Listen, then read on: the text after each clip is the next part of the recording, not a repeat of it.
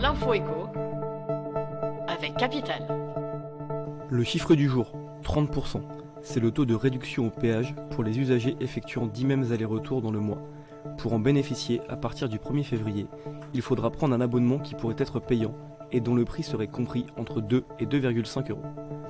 Elisabeth Borne, la ministre des Transports, a annoncé qu'il y aurait potentiellement près d'1 million de Français concernés par cette offre.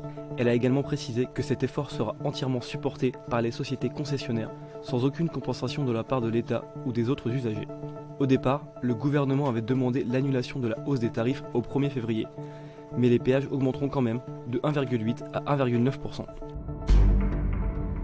Le coup de gueule du jour est poussé par l'Association française contre les myopathies.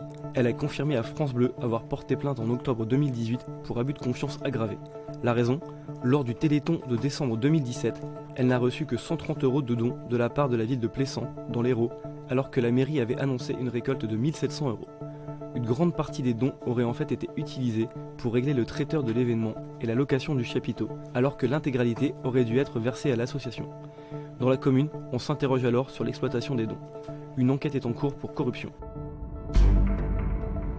L'info pratique Capital.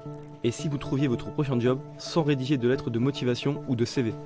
Sur son site Maintenant, Pôle emploi vous propose de vous passer de ces documents pour postuler à une offre. Très simple d'utilisation, cette plateforme vise à recruter des gens, pas des CV, d'après son slogan. Capital vous explique les différentes étapes de la procédure, comme cocher vos qualités parmi une liste prédéfinie ou indiquer vos prétentions salariales. Quelques minutes suffisent pour candidater à un poste et espérer décrocher un entretien. Plus de 236 000 candidats ont déjà tenté leur chance depuis juin 2016. On termine avec le LBD 40. Alors que le défenseur des droits a encore demandé l'arrêt de son utilisation lors des manifestations, peu de personnes connaissent cette arme. Il s'agit en fait d'un lanceur de balles de défense avec un canon de 40 mm, d'où son nom. Depuis 2016, il remplace le fameux flashball, qui n'est pas un terme générique, mais plutôt un modèle de fabrication française. Son successeur suisse, le LBD 40, se porte lui à l'épaule puisqu'il est muni d'un viseur électronique. Ces balles peuvent être en caoutchouc, en mousse, assourdissante, lacrymogène ou fumigène. Leur portée maximale est de 50 mètres, contre une dizaine de mètres pour le flashball.